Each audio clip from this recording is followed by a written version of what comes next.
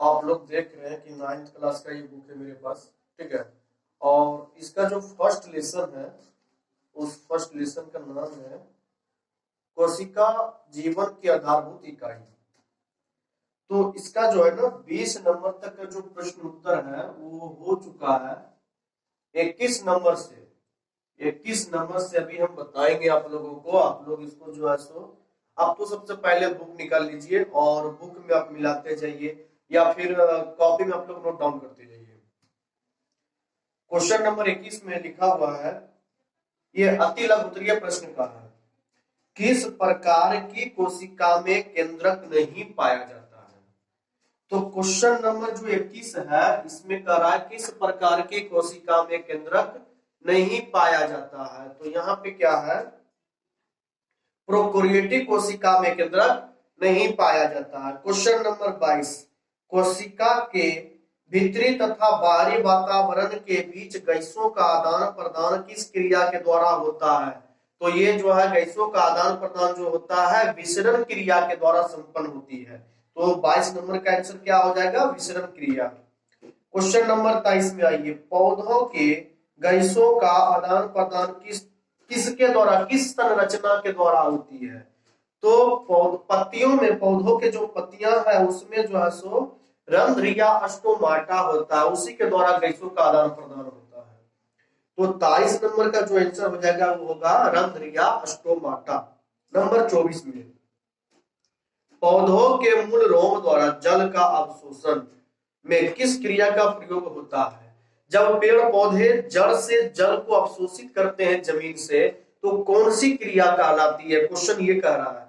तो ये जो है सो प्रासरण कहलाता है। कौन सी क्रिया होती है, तो प्रासरण क्रिया के द्वारा जो है सो पेड़ पौधे के जड़ जमीन से जल को अवशोषित करती है। तो 24 नंबर का आंसर हो गया प्रासरण क्रिया द्वारा। नंबर 25 में आइए, जीवों का शरीर किससे बना होता है। तो जीवों का शरीर जो है कोशिका का बना होता है। बहुकोशिकीय जीवों का विकास एवं कोशिका से किस प्रकार द्वारा होता है। तो कोशिका विभाजन द्वारा होता है। जीवों का जो शरीर होता है उसका विकास जो है कोशिका विभाजन के द्वारा विकास होता है, ठीक है।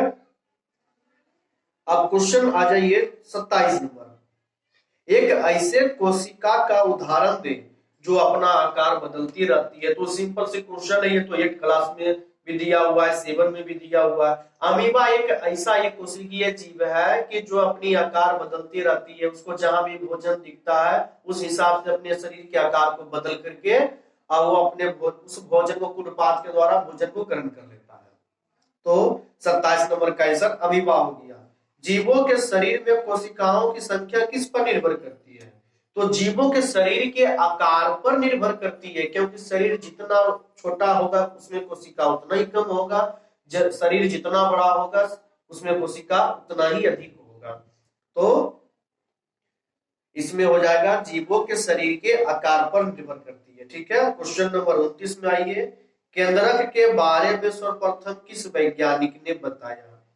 तो केंद्रक के बारे में जो है सो रॉबर्ट ब्राउन जो है सो 1831 के आसपास में ये बताया था। और दूसरा जो है और दूसरा एक और वैज्ञानिक है मुक्स नाम करके, तो उसने 1861 में, लेकिन इसका सही आंसर रॉबर्ट ब्राउन ही होगा, ठीक है। अगला क्वेश्चन, या किसने बताया कि कोशिका का निर्माण पहले से मौजूद कोशिकाओं में होता है। तो एक वीडियो हम बना चुके हैं, उसमें कोशिका का खोज का जो है सो सारा चीज कौन से वैज्ञानिक किसने क्या खोज किया वो दिया हुआ है। तो जो विर्चो था, विर्चो नाम का जो वैज्ञानिक थे, उसने बताया था कि कोशिका का निर्माण कोशिका से ही होता है। तो आपका ये जो क्वेश्चन है इसका आंसर हो जाएगा विर्चो, यानी 30 नंबर का आंसर विर्चो। 31 में आइए, कोशिका द्रव एक केंद्रक को सम्मिलित रूप से क्या करते हैं। तो जीव द्रव या प्रोटोप्लाज्म। नंबर 32, कोशिका भित्ति किसके कारण कड़ी और निर्जीव होती है। तो सेल्यूलोज के कारण कड़ी और निर्जीव होती है। झिल्ली युक्त कोशिकांग किन कोशिकाओं में पाए जाते हैं। तो जो 33 नंबर का क्वेश्चन है इसमें यूकैरियोटिक कोशिका हो जाएगा, ठीक है।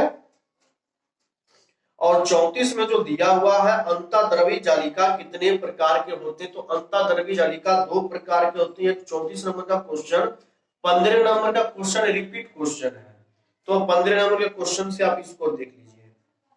गुच्छों में पाए जाने वाले राइबोसोम को क्या कहते हैं, तो गुच्छों में जो राइबोसोम पाए जाते हैं उसको हम लोग बोलते हैं पॉलीराइबोसोम। तो 35 का हो गया पॉलीराइबोसोम। पादप कोशिका में गोल्जी उपकरण को सामान्यता क्या कहते हैं, 36 का क्वेश्चन है। तो इसको हम लोग बोलते हैं डिक्टीमोसोम। डिक्टीमोसोम इसका आंसर हो जाएगा, ठीक है। क्वेश्चन नंबर 37, कोशिका की रसधानी के चारों ओर से गिरने वाली झिल्ली को क्या कहते हैं, तो जो कोशिका होता है उसके रसधानी के चारों ओर जो झिल्ली रहती है उसको बोलते हैं टोनोप्लास्ट। क्या बोलते हैं उसको, टोनोप्लास्ट। तो 37 का आंसर हो गया टोनोप्लास्ट। 38 नंबर में आइए, केंद्रक द्रव्य एवं कोशिका द्रव्य के बीच पदार्थों का आदान प्रदान किस छिद्र के द्वारा होता है, तो केंद्रक छिद्र के द्वारा होता है। क्वेश्चन नंबर 39 में 39, क्रोमेटिन जालिका कहां पाई जाती है, तो क्रोमेटिन जालिका जो है केंद्रक द्रव्य में पाई जाती है। क्वेश्चन संख्या 40, इसमें लिखा हुआ है आरएनए का संश्लेषण कहां होता है, तो आरएनए का जो संश्लेषण है वो केंद्रिका में ही होता है, ठीक है। अगला है क्रोमोसोम के दोनों क्रोमेटिड्स किस स्थान पर एक दूसरे से संयोजित करते हैं, तो सेंट्रोमियर में जो है सो एक दूसरे से संयोजित करते हैं, तो इसका आंसर हो गया सेंट्रोमियर। अगला क्वेश्चन है क्रोमोसोम के शीर्ष भाग को क्या कहते हैं, तो टेलोमियर कहते हैं, ठीक है। क्वेश्चन नंबर 43 का है, मानव शरीर की कोशिकाओं में कितने क्रोमोसोम पाए जाते हैं, तो टोटल 46। अगर केवल टोटल पूछे तो 46, अगर इसमें का दे जोड़ा तो 23 जोड़ा होगा, ठीक है। अगला क्वेश्चन है कोशिका का आकार एवं आकृति किसके अनुरूप होती है, तो कोशिका का जो आकार और आकृति होती है उसके कार्यों पर निर्भर करती है, तो इसका आंसर हो जाएगा उसके कार्यों पर निर्भर करती है या उसके कार्यों के अनुरूप होती है। माइटोकॉन्ड्रिया